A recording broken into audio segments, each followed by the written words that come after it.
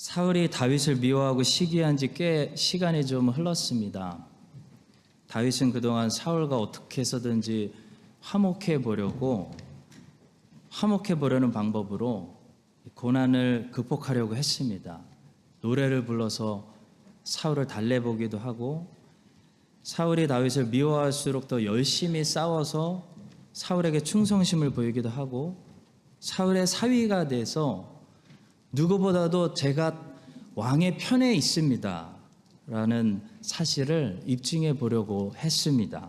근데 그 방법이 안 통한다는 사실을 깨닫고 다윗은 이제 다른 방법으로 하나님이 허락하신 이 사울 견디기, 고난 견디기를 시작합니다.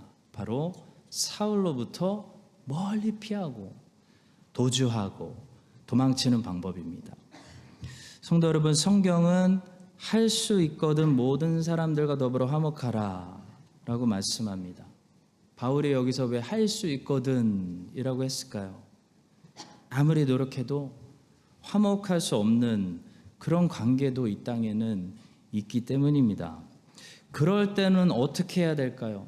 왕을 위해서 충성스럽게 싸우고 왕의 사위가 되고 왕을 달래는 노래를 부르고 최선을 다했는데도 왕이 계속 나에게 창을 던질 때 우리는 어떻게 해야 됩니까? 이제 다른 방법으로 하나님이 허락하시는 이 사울 견디기, 고난 견디기를 해야 됩니다. 바로 최대한 사울을 피하고 멀리하고 도주하는 것입니다. 이 말은 소명을 포기하라는 말이 아닙니다. 다윗은 이스라엘의 왕이 돼서 하나님의 백성들을 섬겨야 되는 이 소명을 포기하지 않았습니다. 다윗은 포기하지 않고 견디고 참았기 때문에 고통을 당한 거죠. 포기하면 쉽습니다. 다 그만둬 버리면 고통에서 당장 벗어날 수 있습니다. 근데 하나님이 주신 섬김의 소명을 포기하지 않기 때문에 다윗이 고통당하는 거죠. 다윗은 소명을 포기하지 않고 고통스럽다더라도 참고 견뎠는데요. 어떤 방법으로 이제 견뎌야 됩니까? 사울로부터 멀리 피하는 방법으로 고통을 견디고 있습니다. 그래서 다윗은 이제 사무엘상 20장부터 약 10년 동안 이스라엘에 있는 굴이란 굴은 쥐구멍은 다 들어가 보는 도주자가 되는 인생을 살게 됩니다. 근데 우리가 잊지 말아야 할 한 가지가 있습니다. 다윗이 이렇게 여러 가지 방법을 사용해서 사울이라는 인생의 고난을 견뎠는데요. 다윗이 끝까지 사용하지 않은 한 가지 방법이 있었습니다. 바로 다윗은 사울을 미워하거나 사울과 같이 전쟁하거나 사울을 죽이려고 하지는 않았습니다. 다윗은 끝까지 그 방법은 보류하면서 하나님이 얹어주시는 이 사울의 무게를 견뎠습니다. 왜냐하면 다윗은 재판과 판단을 하나님께 맡겼고 복수도 하나님의 몫이라는 것을 인정했기 때문입니다. 그래서 다윗이 사용할 수 있는 남은 최선의 방법, 이제 사울로부터 최대한 멀리 피하고 굴이란 굴은 다 들어가고 숨는 방법밖에 없습니다. 그렇게 환난 중에 도망치면서 최대한 멀리 피해야 될 때 우리는 무엇을 기억해야 될까요? 첫 번째로 하나님께서 어떤 분이신지를 기억해야 됩니다. 하나님께서는 모든 사람들을 다스리시는 주관자이시다. 이 사실을 기억해야 됩니다.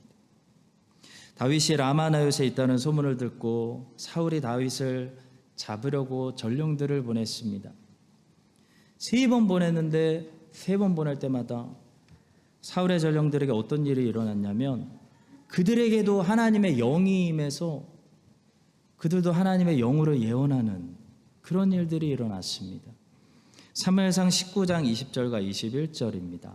사울이 다윗을 잡으러 전령들을 보냈더니 그들이 선지자 무리가 예언하는 것과 사무엘이 그들의 수령으로 선 것을 볼 때 하나님의 영이 사울의 전령들에게 임하매 그들도 예언을 한지라. 어떤 사람이 그것을 사울에게 알림해 사울이 다른 전령들을 보냈더니 그들도 예언을 했으므로 사울이 세 번째 다시 전령들을 보냈더니 그들도 예언을 한지라. 다윗을 잡아오라고 사울이 보낸 건데요.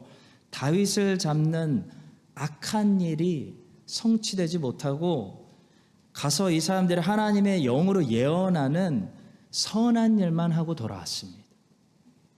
그래서 사울이 안 되겠다 싶어서 직접 라마나요스로 출동합니다. 근데 하나님의 영이 사울에게도 임해서 사울이 다윗을 잡는 일을 하지 못하고 가서 오히려 예언하는 악한 일을 하러 갔다가 선한 일만 하고 돌아오는 그런 역사가 일어납니다. 23절입니다. 사울이 라마나요스로 가니라. 하나님의 영이 그에게도 임하시니 그가 라마나요스에 이르기까지 걸어가며 예언을 하였으며.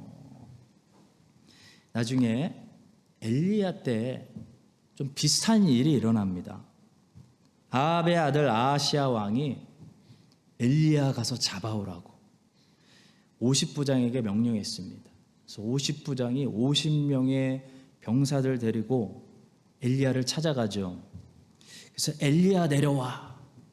엘리야를 소환시키려고 하는데 군대를 보낼 때마다 하늘에서 불이 내려와서 아하시아의 군대를 불사릅니다. 열왕기하 1장 10절입니다. 엘리야가 50부장에게 대답하여 이르되 내가 만일 하나님의 사람이면 불이 하늘에서 내려와 너와 너의 50명을 살을지로다. 하매 불이 곧 하늘에서 내려와 그와 그의 군사 50명을 살랐더라. 이런 일이 2번 연속 일어났습니다. 그런데도 아하시야 왕의 마음이 강팍해가지고 3번째 군대를 또 보냅니다. 그런데 3번째 50부장이 다행히 겸손히 엘리야에게 은혜를 구해서 그들은 하늘에서 내려오는 불을 겨우 피할 수가 있었죠. 엘리야 때 엘리야를 잡기 위해서 3번 군대를 보낸 아하시야 왕과 라마나요스에 있는 다윗을 잡기 위해서 계속 악한 계획이 실패하는데도 3번 전령들을 보낸 이 사울의 모습은 굉장히 흡사한 모습입니다. 근데 두 이야기에서 다른 점은 하나님이 하나님의 종들을 지키시는 방법입니다. 하나님께서는 엘리야라는 하나님의 종을 구원하시기 위해서 하늘에서 불을 내리셨습니다. 그래서 엘리야의 원수들을 다 불살라 버렸습니다. 근데 하나님께서 라마나요스에 있는 하나님의 종 다윗을 구원하시기 위해서는 다윗의 원수들의 마음을 악한 마음에서 선한 마음으로 완전히 바꿔버리셨다는 거죠. 하나님은 하늘에서 불을 내리셔서 다윗의 문제를 한 방에 끝내실 수 있었습니다. 그렇게 하지 않으시고 악한 일들이 일어나지 않고 악한 마음들이 선한 마음으로 바뀌도록 바꾸셨다는 거죠. 다윗을 잡으러 온 사람들이 라마나요스에 와서 다윗을 잡는 일을 하는 것이 아니라 하나님의 영에게 감동돼서 예언하는 그런 일을 하고 돌아갔습니다. 사울 왕도 그렇게 돌아갔습니다. 성도 여러분, 하나님께서는 우리를 오늘도 여러 가지 방법으로 구원하실 수 있습니다. 하나님은 하늘에서 당장 오늘 불을 내리셔서 우리들의 모든 문제들을 소멸시켜 버리실 수 있습니다. 그러나 하나님께서는 더 놀라운 방법을 사용하실 수도 있는데요. 바로 우리의 문제를 변화시켜서 내 문제가, 내 원수가 나를 해치지 않고 오히려 나에게 축복이 되게 하는, 오히려 나에게 플러스가 되게 하는 그런 일도 하실 수 있는 분이 우리 하나님이시라는 사실입니다. 발람이 이스라엘을 저주하기 위해서 모압에 있는 산 위에 높이 섰습니다. 근데 입만 열면 이스라엘을 향한 저주가 나오는 것이 아니라 축복이 나오게 하시는 그런 분이 하나님이라는 거죠. 야곱이 야복강에서 주님과 밤새도록 씨름하면서 에서와 에서의 400명 군대로부터 구원해 달라고 기도했습니다. 하나님이 하늘에서 불을 내리셔서 에서의 군대를 사라지게 하거나 그냥 다른 곳으로 가게 하실 수도 있었는데요. 하나님은 그렇게 하시지 않고 에서의 마음을 바꾸십니다. 에서가 바뀝니다. 그때부터 에서가 야곱의 가족들을 보호해주는, 가이드해주는 야곱의 바디가드로 바꾸셨다는 거예요. 야곱은 원수 에서의 얼굴에서 기대하지 않았던 하나님의 얼굴을 보게 됩니다. 창세기 33장 10절입니다. 내가 형님의 얼굴을 배운즉 하나님의 얼굴을 본 것 같사오며 형님도 나를 기뻐하심이니이다. 야곱이 눈이 말똥말똥 에서의 얼굴을 보니까 하나님의 얼굴인 거예요. 하나님이 바꾸신 거예요. 성도 여러분, 하나님이 하늘에서 불을 내리셔서 원수 문제 없애주시지 않는다면 하나님이 문제를 바꾸셔서 여러분들을 축복해 주실 것을 기대하시기 바랍니다. 하나님은 모든 호흡 있는 사람들을 그분의 기쁘신 뜻을 따라 우리를 훈련하는 몽둥이와 채찍으로 사용하실 수도 있고 우리를 축복하는 선한 도구로 사용하실 수도 있기 때문에 우리는 하나님께 기도하고 하나님을 바라보고 하나님께 피하고 하나님께 의지하는 그런 신앙인들이 환난 중에 첫 번째로 기억할 점이 바로 그거라는 거예요. 역사는 하나님이 지금도 주관하시고 호흡 있는 모든 사람들도 하나님이 기뻐하신 뜻대로 주관하고 계시다는 사실을 쓰고 계신다는 사실을 믿으시기 바랍니다.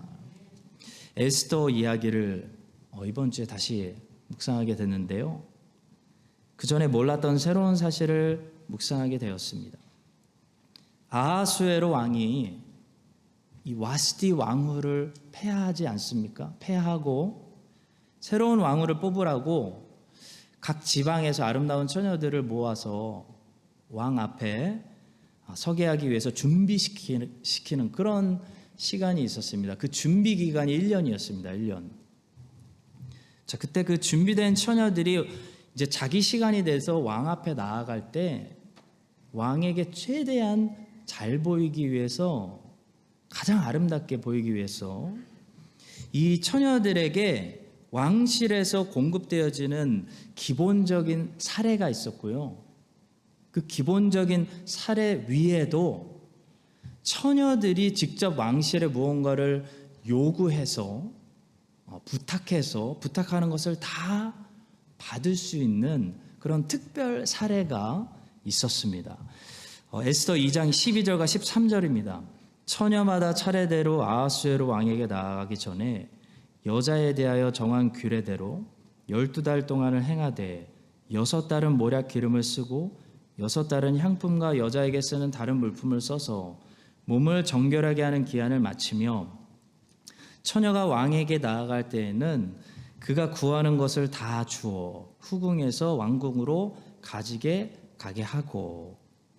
자, 저 위에 있는 12절에 나와 있는 말씀은 기본 사례입니다. 6개월치 왕실에서 제공하는 모략 기름부터 쓰고 6개월치 왕실에서 제공하는 향품 및 다른 물품들을 써서 준비했습니다. 이 모든 각 지방에서 뽑힌 처녀들에게 제공되는 기본 사례였습니다. 그 기본 사례 위에 저 밑에서 13절에서 말씀하신 말씀은 각 처녀가 내가 생각할 때 저는 이 드레스가 제일 이쁠 것 같아요. 그런 식으로 왕에게 나아갈 때 그가 구하는 모든 것을 왕실로부터 받을 수 있는 특별 사례를 줬다는 거예요. 그래서 거의 모든 처녀들이 어떻게 했겠습니까? 왕 앞에 나아갈 때 최대한 아름답게 잘 보이려고 저는 이런 가방 하나 주세요. 저는 이런 옷을 주세요. 뭐 이쁠까요? 이렇게 준비하고 나갔다는 거예요. 근데 저는 놀라운 사실을 발견했습니다. 에스더는 다른 여자들처럼 특별 사례를 하나도 요구하지 않았다는 것이에요. 에스더 2장 15절에 이런 말씀이 적혀 있습니다. 모르드게의 삼촌 아비하일의 딸 곧 모르드게가 자기의 딸같이 양육하는 에스더가 차례대로 왕에게 나아갈 때 궁녀를 주관하는 내시 헤게가 정한 것 외에는 다른 것을 구하지 아니하였으나 모든 보는 자에게 사랑을 받더라. 다른 여자들은 다 최대한 예쁘게 보이려고 꾸미고 나갔는데요. 에스더는 궁녀를 주관하는 내시 헤게가 정한 것 외에는 기본 사례 외에는 아무것도 구하지 않고 나아갔다는 거예요. 여러분, 에스더가 얼굴이 너무 자신 있어서 그랬을까요? 나는 그냥 내 자체가 예뻐. 지금 성경이 말하고 있는 게 그겁니까? 아니죠. 성경은 지금 에스더의 얼굴이 아니라 에스더의 믿음을 우리에게 보여주고 있습니다. 에스더의 믿음은 어떤 믿음입니까? 사람을 주관하시는 하나님께서 하나님의 뜻이라면 내가 더 이상 치장하지 않아도 하나님이 뽑히게 하신다. 그게 에스더의 믿음이에요. 에스더는 어떤 성경입니까? 하나님의 이름을 한 번도 언급하고 있지는 않지만 보이지 않는 곳에 가득히 충만한 하나님의 손길, 하나님의 섭리, 하나님의 간섭을 보여주는 성경이 에스더입니다.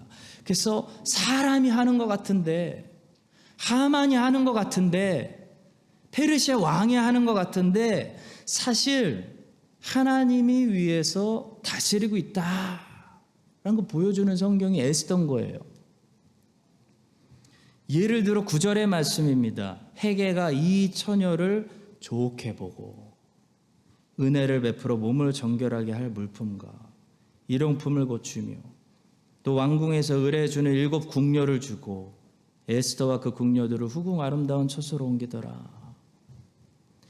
헤게로 하여금 에스더를 좋게 보게 만드시는 분은 누구라는 겁니까?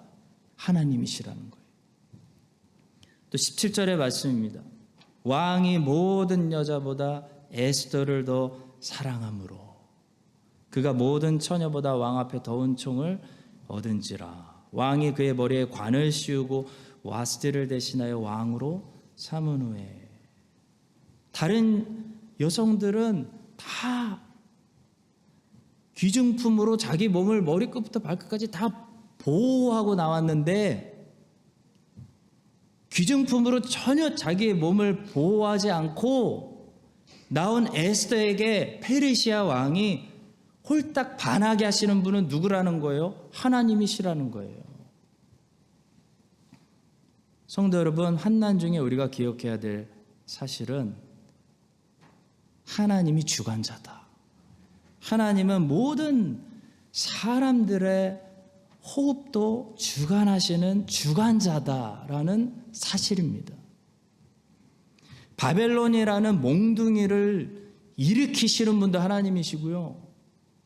페르시아라는 나라를 일으키셔서 이스라엘에게 특별한 관용을 베풀게 하시는 분도 하나님이시라는 사실을. 다윗은 그걸 믿고 있는 거예요. 사울을 일으키신 분이 하나님이라는 걸 믿고 있는 거예요. 그래서 하나님이 합당하게 보신다면 필요하시면 하늘에서 불을 내리실 수 있다고 보는 거예요. 하나님이 원하시면 사울 바꿀 수 있다라고 믿는 거예요. 에서를 바꿀 수 있습니다. 발람도 바꿀 수 있어요. 근데 다 하나님이 우리 인생에 필요하다고 판단하시기 때문에 놔두시는 거예요. 다윗은 이걸 믿는 거예요. 여러분과 제가 인생에 일어나는 모든 환난과 문제들 속에서도 모든 상황과 모든 사람들을 주관하고 다스리시는 하나님의 주권을 우리가 신뢰할 때 절망하지 않습니다. 어떤 상황에서도 의심하지 않는 거예요. 모든 것이 협력하여 하나님의 예비하신 선한 뜻이 이룰 줄 믿는 거예요. 다 도구로 보는 거예요. 내가 훈련받고 있다라고 생각을 하는 거예요. 에스더처럼 하나님을 이렇게 신뢰하며 하나님께 모든 것을 맡기며 세상 것들로 나를 보호하고 꾸미지 않았어도 담대하게 에스더처럼 앞으로 나아갈 수 있는 여러분과 제가 될 수 있기를 예수 그리스도의 이름으로 축원합니다. 두 번째로 환난 중에 우리가 의지할 것은 하나님의 신실하심 밖에 없습니다. 사무엘상 20장으로 이제 넘어오시면 큰 주제가 등장합니다. 바로 다윗과 요나단의 맹세입니다. 사무엘상 20장은 다윗과 요나단이 서로 맹세하는 장입니다. 사무엘상 20장 16절과 17절입니다. 이에 요나단이 다윗의 집과 언약하기를 여호와께서는 다윗의 대적들을 치실지어다 하니라. 다윗에 대한 요나단의 사랑이 그를 다시 맹세하게 하였으니 이는 자기 생명을 사랑함 같이 그를 사랑함이었더라. 그리고 사무엘상 20장은 가장 마지막 절에서 이런 결론을 말씀합니다. 요나단이 다윗에게 이르되 평안히 가라. 우리 두 사람이 여호와 이름으로 맹세하여 이르기를 여호와께서 영원히 나와 너 사이에 계시고 내 자손과 내 자손 사이에 계시리라 하였느니라 하니 다윗은 일어나 떠나고 요나단은 성읍으로 들어가니라. 성경에서 이 고대 시대 때 누군가를 사랑할 때 높은 사람이 낮은 사람에게 최고로 그 사람을 사랑해주는 표현 방법 중에 하나는 맹세를 주는 것이었습니다.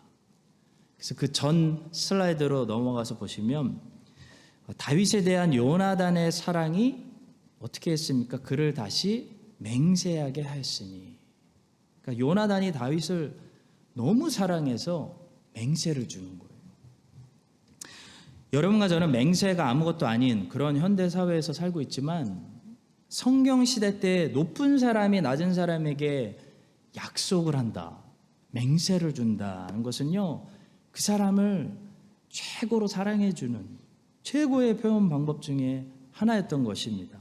그래서 성경에는 하나님께서 자꾸 약속을 주시는 거예요. 아담에게 약속해 주시고, 여자의 후손이 올 거다.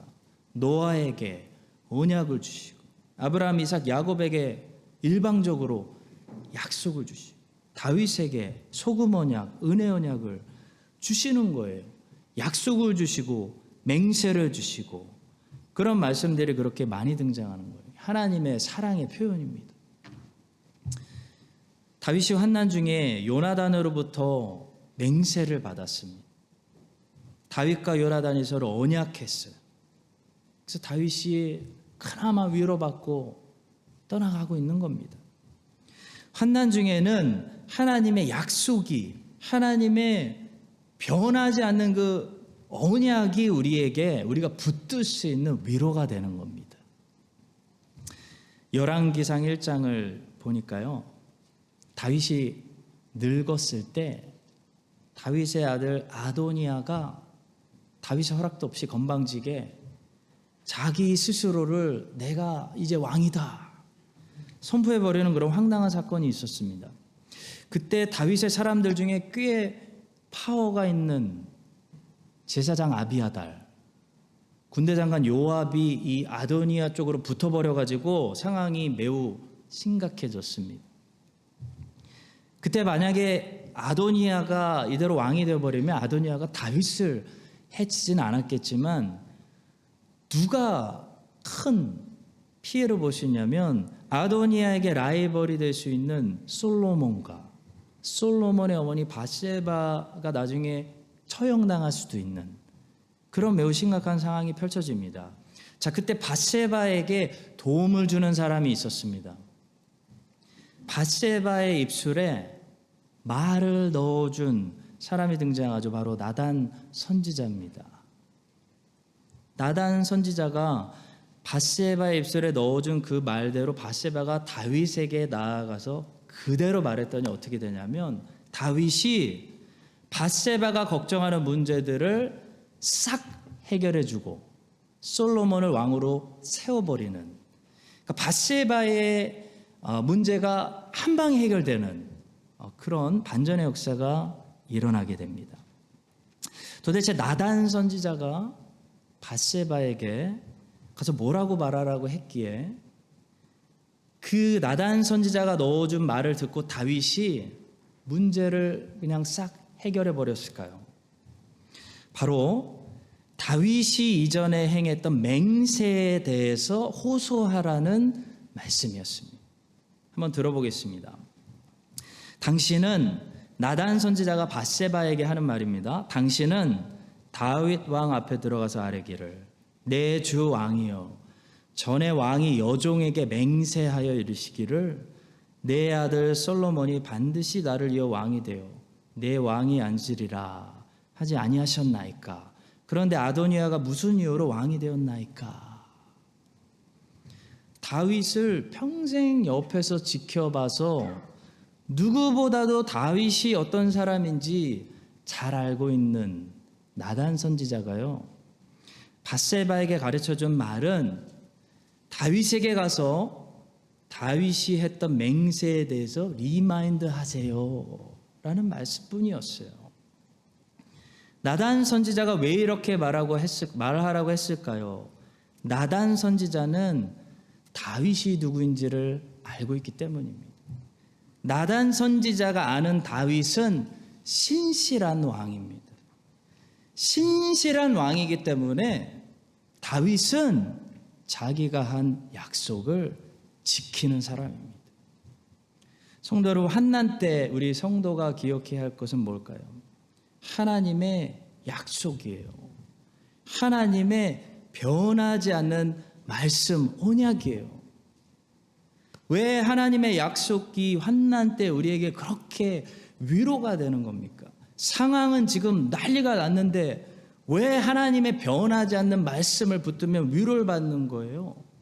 하나님은요, 약속을 지키시는, 말씀하신 대로 역사를 이끌어 가시는 신실하신, 변하지 않는 하나님이라는 사실을 우리가 믿기 때문입니다.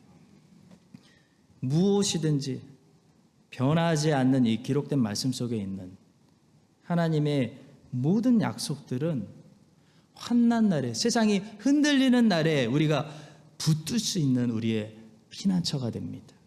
우리 반석이 됩니다. 하나님은 자기가 말씀하신 것을 철회하시는 분이 아니십니다. 하나님은 말씀해 놓고 바꾸시거나 후회하시는 분이 아니십니다. 하나님은 신실하신 분입니다. 하나님은 신실하셨어요. 하나님이 말씀하신 것을 지키시고 그대로 역사를 이루시는 분이십니다. 밧세바가 환난 날에 다윗의 맹세, 다윗의 말을 붙들고 오직 그 신실함 의지에서 환난에서 구원을 받은 것처럼 신실하신 하나님께서 환난 날에 자신의 언약 밑으로, 자신의 말씀 밑으로 피하는 모든 영혼들에게 하나님께서 말씀하신 대로 보호해 주시고 약속해 주시고 머리털 하나 상하지 않게 지켜주시고 구원해 주시는 은혜를 허락하여 주시기를 신실하신 예수 그리스도의 이름으로 간절히 축복합니다. 마지막 세 번째로 환난 날에 우리는 낮아지고 겸손을 배워야 됩니다. 하나님이 우리의 삶에 사울을 허락하신다면 분명한 한 가지 사실은 낮아지라는 거죠. 반대로 본문은 우리에게 사울의 엄청난 교만을 보여줍니다. 사울은 너무 교만해져서 다른 훌륭한 사람들을 다 멸시하고 있습니다. 사울은 다윗을 노골적으로 멸시하기 위해서 다윗이라고 부르지 않고 이새의 아들이라고 부르고 있습니다. 별명 부르는 거죠, 별명. 본문 27절입니다. 이틀날 곧 그 달의 둘째 날에도 다윗의 자리가 여전히 비었으므로 사울이 그의 아들 요나단에게 묻되 이새의 아들이 어찌하여 어제와 오늘 식사에 나오지 아니하느냐. 이새의 아들은 결코 다윗을 칭찬하는 말이 아니라 다윗을 깎아내리는 그런 말입니다. 사울은 모든 사람들이 인정하고 사랑하는 다윗을 멸시하고 무시하는 그런 교만한 사람입니다.